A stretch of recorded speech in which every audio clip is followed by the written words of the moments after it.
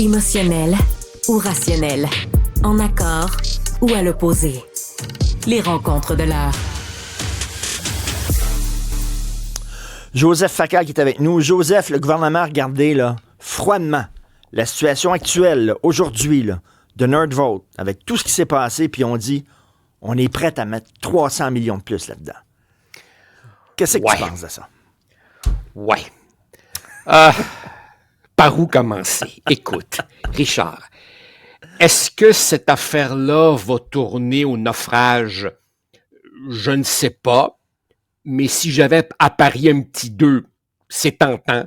Je pense que ça va tourner au naufrage. Est-ce qu'il est possible, malgré tout, que l'usine voit le jour? Je ne sais pas.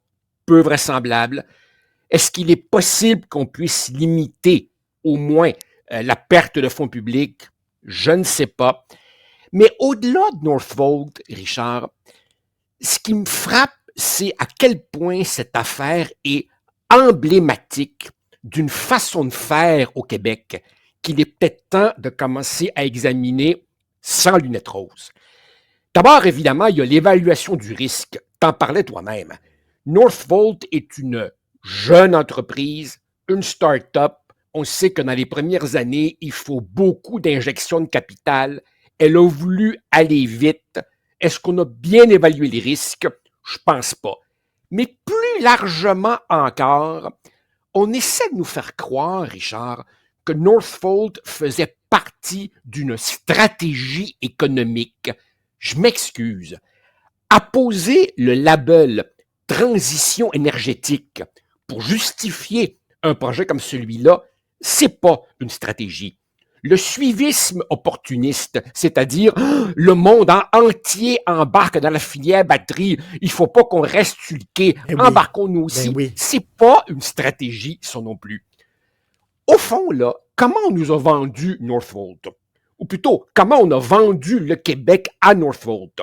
En lui disant, on va vous donner des subventions généreuses, et puis maintenant, on l'apprend, venez-vous-en ici, nous, on a des bas salaires.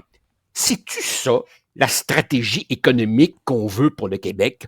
Vanter nos bas salaires et subventionner. D'abord, évidemment, au jeu de « viens chez nous, je vais te subventionner », on n'a juste pas les moyens de concurrencer d'autres juridictions. Vanter les bas salaires, c'est pas Santa Banana, ça, comme approche économique. Ben oui. Il me semble qu'on est dû. Ben surtout que le premier ministre disait « Hey, ça va créer des emplois payants, ça. » C'est ça qu'il nous dit. Ouais. Puis là, il se retourne vers Nordvolt en disant « Ben non, vous allez les payer pas cher. C'est ça qui est le fun au Québec. » Richard, c'est la stratégie économique qui, d'une certaine façon, pouvait se comprendre il y a quelques décennies. Mais en 2024, est-ce que c'est vraiment comme ça qu'on veut développer économiquement le Québec? Je pense pas. Joseph, pour te dire à quel point ça crée du cynisme chez les gens. Puis là, j'affirme pas ça, là. J'affirme pas ça. Mais moi, il y a des gens autour de moi qui me disent « Coudon, hein? Pierre Fitzgibbon, as-tu reçu un kickback de Nordvolt pour nous avoir vendu ça? As-tu reçu de l'argent dans une valise? » Tu sais, je dis pas que c'est ça, là. Mais il y a des gens qui se posent la question en disant « Mais comment ça se fait qu'on a embarqué là-dedans? » En tout cas, chose certaine, ça ressemble à un coup de dé, ça ressemble à un pari, ça ressemble à quelqu'un qui est au casino puis qui se dit je vais prendre une chance. Et possiblement qu'un gouvernement dont le premier mandat a été largement déraillé par la pandémie et qui voulait dire « nous serons le gouvernement du développement économique », a ressenti le besoin de frapper un grand coup tout de suite. Et là, on a dit à M. Fitzgibbon, « Hey Fitz, tu connais du monde, frappe-nous donc un coup de circuit là en fin de 9e. » là. Mais tout ça me semble complètement improvisé. Attends, mais là, aucun document où on a évalué les risques. On n'a pas fait ça, ce qu'on appelle due diligence, c'est-à-dire les vérifications nécessaires avant d'investir de l'argent. Richard, on ne réinventera pas la roue. Une stratégie économique, c'est d'abord identifier quels atouts tu as, et le Québec en a, et organiser ça en plan qui doit reposer sur une compréhension de ce que sont les vraies clés de la prospérité. C'est quoi les vraies clés de la prospérité? Premièrement, la productivité.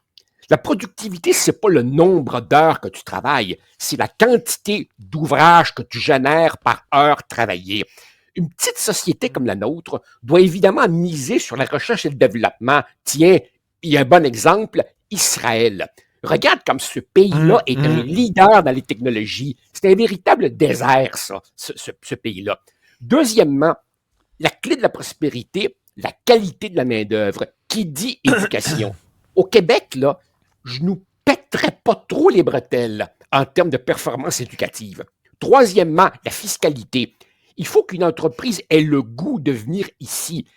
Est-ce que notre fiscalité récompense l'effort? Est-ce qu'elle attire l'investissement? Je pense pas. Une entreprise, évidemment, va aussi avoir besoin d'infrastructures. Regarde l'état de nos routes, regarde l'état de nos ponts. Et bien entendu, il faut, pour aider les entreprises, que le gouvernement fasse un certain nombre d'investissements publics stratégiques. Comment tu veux les faire quand tu as 11 milliards de déficit? Me semble qu'il y a un certain nombre d'évidences qui grèvent les yeux, et dans ce contexte-là, notre faute apparaît de plus en plus comme un énorme fiasco. Et c'est bizarre parce que la façon dont on nous a vendu François Legault, c'est que c'est un homme d'affaires aguerri. Hein? Bon, il y avait sa ligne aérienne et tout ça. Et pourtant, regarde, ces deux... tout ce qui est l'aspect économique de son gouvernement ne tient pas la route. À un moment donné, je ne sais pas si tu te souviens, c'était le projet Saint-Laurent. On va transformer la vallée du Saint-Laurent en Silicon Valley. Ça va être incroyable. Il a même écrit un livre là-dessus. Puis ça va être le gros projet économique du Québec. La baie James Part 2. On a complètement oublié ça. On a mis ça maintenant dans le déchuteur. Après ça, c'était Nordvolt. Là aussi, put. Les Flying Whales. Put. Et voilà, exactement. Et sais-tu quel est peut-être le dénominateur commun à tout ça? C'est ce que j'appellerais le court-termisme. On veut frapper des coups qui rapporteront tout de suite. Boum! Une usine flambant neuve. Boum! Un projet qui apparaît de terre en peu de temps. Une stratégie économique, Richard, ça prend du temps, des années à se déployer. Un des problèmes du Québec, on veut des résultats à court terme, en bonne partie en raison de la fenêtre électorale. Vite, frappons un grand coup spectaculaire avant les élections. Puis, il y a un changement de gouvernement, arrive une autre équipe et elle recommence, elle s'en va dans une autre direction.